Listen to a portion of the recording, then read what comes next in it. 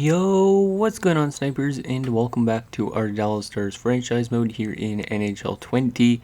So in last episode we had the first round of the playoffs, and unfortunately we lost yet again to the Winnipeg Jets this time, and it was in a 7-game series. As you can see, we won game 1 in overtime, then we lost a game, then we won a game, then we won a game. We were up 3-1 in the series, and then we decided just to shit the bed as Nabokov led in 8 goals that game. And then we just fell apart the last 2 games, just did not score enough. So anyways, we're up here in the off-season looking to make maybe some moves again. Like, I might trade away Nabokov this off-season just because it seems like really good overall goalies do not simulate well. So we might have to trade him away and find somebody that's more average of a goalie than an 88. Somebody like maybe an 85 or whatnot. Also, if I sound really tired, it's because I didn't get a lot of sleep. And also, the heat is really crazy today. It's like 44 degrees outside, so I'm legit gonna be like dying while I'm trying to talk here, but whatever. So let's get to the draft. We still have the retirements to go through. We went through the awards in last episode already, I think. So yeah, let's just get to those retirements. See if there's anybody that we lost. I don't think we did, unless Mike Medano retired already, but I don't think so. So Boston's got the first overall pick. They jumped from 9 to 1. New Jersey's got number 2, and Hartford's got number 3 from the Russians. Interesting. Okay, hopefully we could have a pretty good draft, and then, like I said, I might try and trade Nabokov away for like a pick and a prospect or something at the draft if we can, just because we need to kind of maybe rethink our goaltending situation. Okay, so a pretty big retirement class. So Brendan Shanahan retires. 1,020 points in 900 games. Steve Yzerman retires with the Czech Republic, which is kind of weird. Jeremy Roenick retires. Dave Anderchuk, Adam Graves, Derek King. Jesse Belanger retires already. He is 36, though. Stefan Richer, Peter Bondra, Ulf Dallin, John Cullen. This is like a pretty big retirement class, jeez. Stefan Matteau, Peter Doris, John Druce. Shane Corson retires for us, so he brought him in. I think he was with us as a depth guy. Yeah, he was a depth guy for us, and he never played much, but he retires. Johan Garpenlov retires. Scott Young retires, former player of ours. Scott Young with the Buffalo Sabres. He was a pretty solid player for us, and then he had pretty good years in the Buffalo, but then the last year he was not as good. He's more of the depth guy, looks like. Pat Elionek retires, Claude Lapointe, Steve Hines, Jeff Brown, Dan Lambert, Bill Holder, Yves Racine, Rob Goudreau, Vitaly Karamanov, he was a free agent, Yanni Ojinen, David Williams, Gord Murphy, Sheldon Kennedy, Ferentis Kusera, Bill Berg, Jody Hull, Richard Schmelik, Kai Nurmanen, geez, there's a lot of them. Eric Weinrich, Ted Drury, as in brother of Chris, Yanni Laukinen, Chris Joseph, Robert Schfela, Curtis Lazishin, Stefan Quintel, Rob Zaminer, Brian Merchman, Doug Smolik. It seems like everybody retires around 36. Paul Laus retires, Tony Twist retires. And then a lot of these guys are just ones that weren't there. Kelly Chase is there. Anybody else other than Kelly Chase at this bottom part? Looks like the rest of these guys were just like AHL type of players. Yeah, that is it for forwards. And then goaltending wise, any big retirements? Mike Richter retires with 376 wins. Olaf Kolzig retires already with only 168 wins. Damian Rhodes retires, 155 wins. Jeff Hackett retires. Darcy Wackluck, our former backup in year number 1, former Stanley Cup champion, I believe, retires with us. After he left us, he went to Edmonton and then played in Detroit. Rob Stauber retires. Pat Jablonski, Rick Tabaracci, and that is it for goaltending retirements. So the only player we lost was Shane Corson, so not too bad considering he was just a depth pickup. In terms of coach retirements, did we lose anybody in the AHL? Guess we didn't lose an NHL coach. No, we did not. Okay, so we might need to still make some moves, maybe find a new coach. I don't know what this team has problems with, but we need to find some way to fix his team. So I'm not going to do any draft interviews. I don't feel like it really. I don't want this episode to be too long. Let's get to the draft, and like I said, we're going to try and trade away Nabokov. So let's go find trade, see if anybody is interested in Nabokov. It will be going based off our trading block, which I should probably edit. So yeah, Nabokov is a 90. He's still got 2 years left, so this should be able to be dealt. Depenta's almost ready to be in the starter. Maybe a couple of years away still. And then we need another goalie as well. Sokolov, I don't really know if I'm going to keep. So let's see, Nabokov, no trades found. Can I edit my trading block from here? No, I'm just going to have to offer trades. So let's just actually look at... No, actually, well, no, I don't want to trade for the first overall pick. I don't want to cheese the computer like that. So we're going to try and trade Nabokov. Let's see if there's any teams interested in him. I would prefer to trade him to San Jose. So Calgary could take him. And anybody else? Montreal. The Islanders. I mean, he actually played with the Islanders in real life. The Flyers. And not the Sharks don't want him. And Washington and Winnipeg both want him. Okay, so let's try and trade him to the Islanders since he actually played there at one point. And let's see what we can get back. So in terms of goalie prospects, they do have this goalie prospect that could be interesting. Could be starter for us down the road.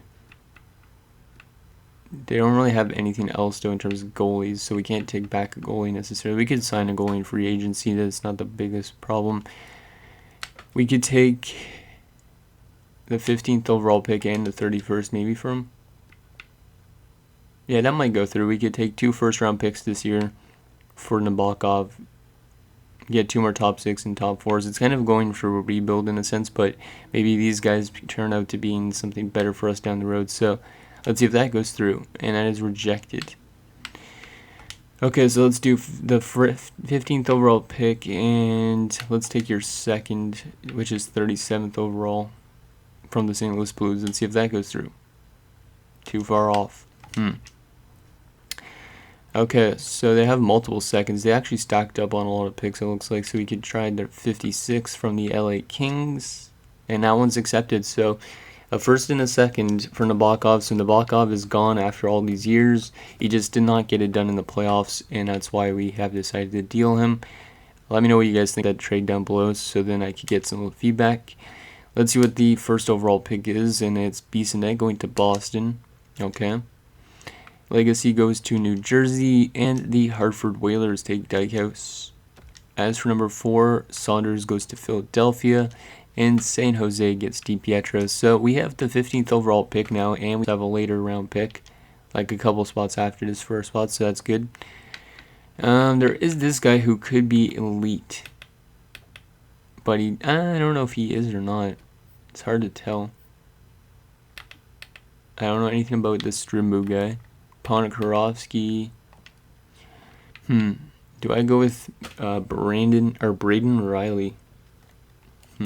I might go with Braden Riley. Or is this guy who could be a high elite, but I doubt it. He's got good shooting, 4 years away like Joe Sakic. I'm just going to go with the Riley guy because he could be elite, but I'm thinking more towards him being a top 6 forward, I think. So he could be just as good as the rest of these guys, but he actually, this Varakis guy, wait. No, he's a top 6 probably. Do I want to go with Varakis or with Riley?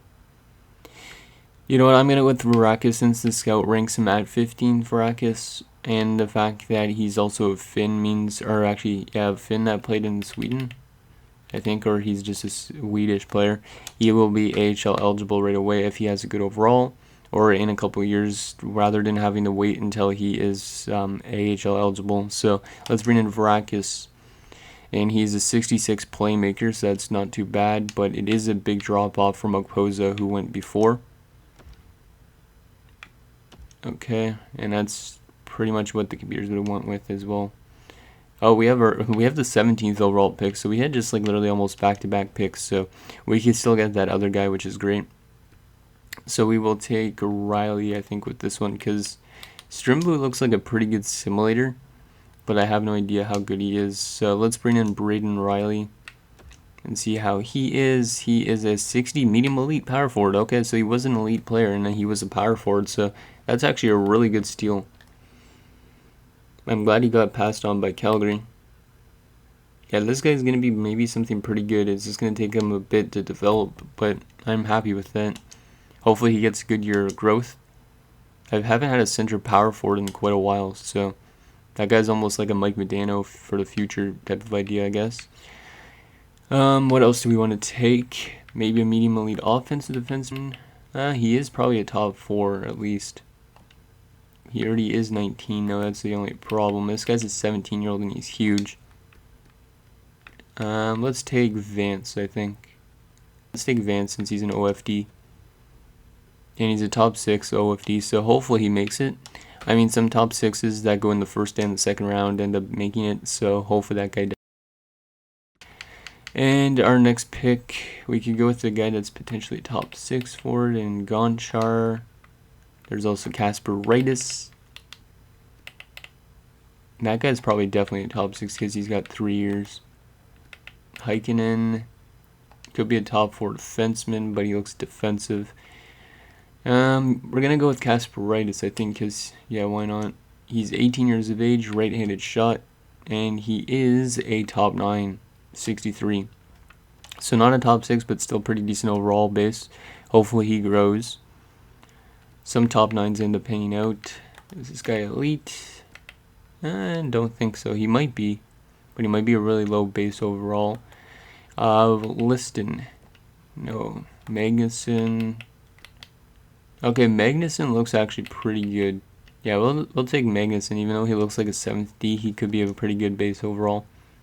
And he's a 65 top 6D, so that one might make the NHL, probably not. He'll be more of an AHLer maybe at the moment, or in the future. And I think I might auto sim the rest of this draft because there's probably not that much available left. There's some elite goalies, but I don't necessarily need elite goalies. I like the computers to get some as well. This guy might be a low elite, but no, I don't think so. Any other good steals? Doesn't really look like it. Oh wait, this guy might be Gamble, but he's already 20. I mean, I might take a chance on him. A gamble on him. Yeah, I'll take a gamble on Greg Gamble. Why not? Low top 957. Okay. Yeah, let's assume the rest of this draft. It looks like there were some other deals at the deadline. Or not at the deadline, at the draft as well. So here's all of our picks. So after Gamble, we got Cascarenta, Salvador, Holden, and Bullion. I'm most excited about Riley, and I think Varakis will make the NHL, hopefully. Okay, so let's get to the resign phase. We might make a big decision and let go of some of the bigger guys in free agency, just because we might want to like reshape this team completely. Because I don't know what our problem is really. Wait, is that? Yeah, that's our AHL associate or NHL associate coach, right? Yeah, NHL associate. Okay. So NHL associate coach will give you 554,000. There you go. I think we actually did change coaches recently, so I don't know why this team loses games in the playoffs a lot. It was probably in the Blackoff though. Let's go to our contract situation and see who we have to sign. So we got Sador. Sador I want to bring back, but I don't know how long term. Jeff Sanderson I might let go for now. Dallas Drake I'm probably going to let go of because he was more of a rental. Hatcher, like I could change up the defensive core a bit because it was getting a bit older. Let's just sign some of our prospects first. So we got to sign this low elite just in case. Stanton does not look like he's going to make it, unfortunately. Hargrave could end up making it, so let's just sign him to the AHL. He might be more of an AHL player, but whatever. And Callahan as well, might as well sign you, even though you are already 22. And yeah, let's just take a look at our RFAs as well. Goalie-wise, I'm going to let go of Sokolov. And I am going to let go of the Sandlak guy. RFA-wise, who do we got? Wells. I don't know why a lot of these RFAs want to try and hold out. Like, none of them want to re-sign with us. We'll give him a one-way deal because he's been actually playing on our forward core. And since there's no cap anyways. when you're at 1.2. Ewan, I want to give more of a multi-year deal too because he's younger. We'll give you 1,500 for, or 1,550, 1,600. Yeah, 1,600 for 3. And Tilla, hopefully he makes it, but he might be more of an AHLer. A lot of our prospects aren't developing in the system as well, and that's kind of biting us a bit. I might end up just qualifying these RFA guys if they reject, because that's the only way to get some of them. Yeah, a lot of our prospects aren't growing. Like this Ward guy I thought was going to make it, he ended up just staying around to 73, which is really annoying. I don't know for development team, if you could say that is doing bad or what. Unsigned guys, I don't think I want to sign any of these guys. Fitzgerald, who we drafted last year, I think. Yeah, he's not going to be AHL eligible anyways. Yeah, I'm not going to sign anybody, I think, from here. I'm going to let them marinate for a year. And yeah, Sador I want to bring back, like I said. 7x7, that's not too bad. Or 7x8, I should say. Let's go 8.7. Because I want to keep Sador around for now. He might eventually get traded. And Martinson's another guy I wouldn't mind keeping around. 1 year at 2.2 maybe would get that done. And then Franzen's a solid piece as well. 1 year as well for him. He's still kind of young too. Let's go with that. And yeah, let's advance today and see if we get all those guys. And then I might let go of a lot of other players. Let's just keep on going like this. And okay, so Martinson rejected. We're going to let go of McCauley already though. And Thompson because they were in the AHL. Johnson, we'll get you back for the AHL team if you want to come back, that it is. Jeez. Okay, all these UFA or RFAs rejected. Yeah, this team is really problematic. Like, I'm almost debating starting a new franchise mode series still with this roster build, like this 94 roster build, but doing a different team. But I don't really want to give up on this team yet. So, qualify RFA. Let's just qualify the rest of these guys because they will eventually accept. If they don't, then we will have to give them a contract offer near the end of the offseason. So, probably next episode because I will do free agency then as well. So, just get all those guys qualified. There you go. And hopefully Ewan accepts that contract, or else I'll have to qualify him eventually too. And Sador rejected, which is kind of a bummer. We're going to give him 7x8.9. See if he does that. And yeah, I'm going to let go of Drake because he's going to drop off. And I'm going to let go of Sanderson for now as well. Just kind of reshape this team a bit. Same with Darian Hatcher, even though he's been with us since the beginning. Because this team needs a major change. Herdina, let go of him as well. And Stan Nikar, I'm going to let go of you as well.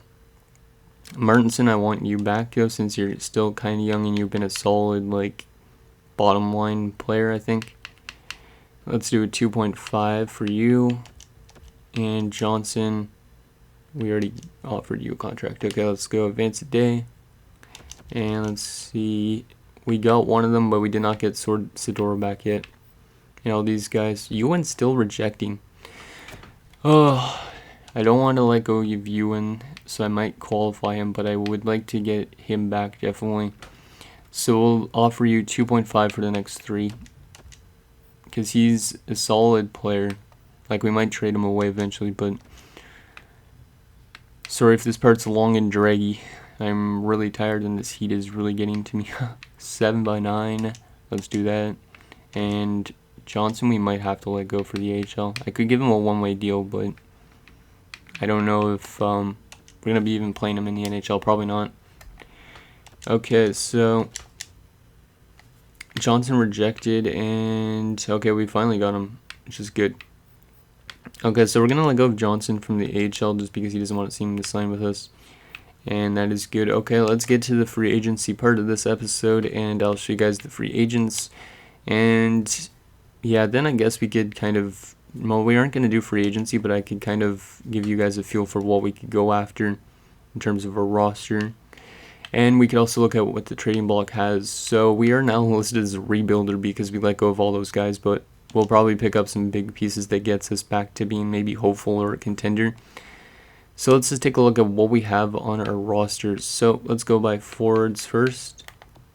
So we got 1, 2, 3, 4, 5, 6, 7, 8, 9, 10, 11, and 12. So we do need at least 2 more NHL forwards. Yeah, at least 2 more NHL forwards plus 2 depth guys. So I'm going to write this down just 1 second. Okay, and then in terms of defense, what do we have at the moment? We got 1, 2, 3. I would rather that guy be at depth. Haynes. I could play Haynes still this year, which means we technically have 4 defensemen. So at the moment, we would probably need like 2 Ds, and we could use Taze's depth. So probably like a top 4, I would assume.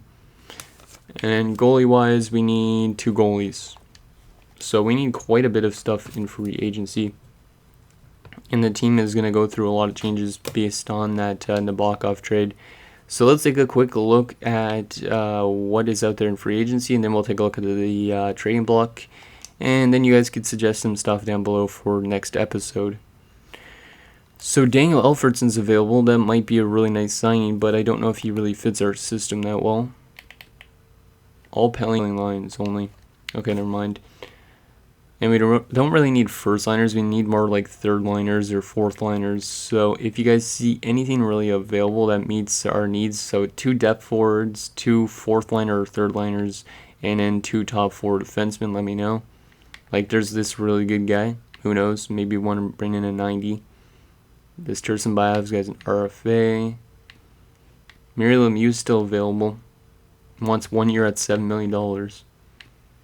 But yeah, I'll just scroll through this, and if you guys see anything down below, let me know, because I am open to suggestions for signings, because we want to shape up this team to being a better team next season. And let's scroll down a bit further down until we get to the depth forwards, so you guys can see some of them. So like Smaby is depth, he's an RFA though. There's another RFA that's a depth forward. It's weird how these like players are asking for so much. Like a 79 asking for almost $3 million. It's a lot. At least there's no cap in this, but still. Okay, and then in terms of goaltending situation, we need 2 goalies, like I said. So we could go for J.S. Giguère. I think I might want to do that. We might bring in J.S. Giguère as our starter, and then as our backup, or we could go for this Fane guy who's really good. But then again, good overalls don't simulate well. Giguère seems to simulate pretty decently. So yeah, I think we're going to go for Giguère next episode. But there's this low franchise goalie who's an RFA. Did this guy play at all? Yeah, he did. Why has he got low franchise potential though? It's weird. I've never seen a low franchise goalie. And yeah, so if we bring in Giguère, then we just need a backup goalie behind him, so we could go for somebody like Marty Turco. You know what? That might be what we do. Bring in Giguère and Turco. Because Turco, it would be cool to bring him to Dallas because we don't actually have him. Because he started off on a different team in the draft and all that. And yeah, that's basically what's available in free agency. So now, quickly, let's take a look at the trading block. And then you guys can suggest anything down below. I'm open to any suggestions, and yeah, we could potentially make some trades next episode if we need to as well. So anything nice other than picks. So Pat LaFontaine's available, Derek Plant, and Martin Projaska for Buffalo. Okay. Jay Beach, F. Poland, basically prospects. This Brassard guy's a prospect as well. At the moment, it's a lot of prospects and picks, which is kind of annoying. Cole Sillinger? No, that's not Cole Sillinger. What Sillinger is this? Clayton. Okay. So made up player. Guerin, McCammon, and Lang. Wouldn't be bad to bring in Bill Guerin to the team he actually played for near the end of his career. Aguzin, another starting goaltender, but I don't think I want to go for Aguzin. I think I want Giguère. I just did have to give him a decent amount of money. Ahonen and Bilesma. Ninima. That's a solid defenseman. But we'd have to give up a lot probably for some of these guys. So we might not make trades. We might just make signings. Keith Primo's available. And anybody else. It's just mostly picks and prospects at the moment, which sucks. Yeah. So there was only a few guys on there, so we probably won't make trades, but like we definitely will make some big signings like Jaguar, I think, and Turco are definitely ones I want to do. And then we have to figure out about 2 depth defensemen, and then well, actually not depth defensemen, 2 depth forwards, and then 2 or fourth or third liners, and then also 2 top 4 defensemen. So let me know what you guys think down below, and I'll see you guys next time.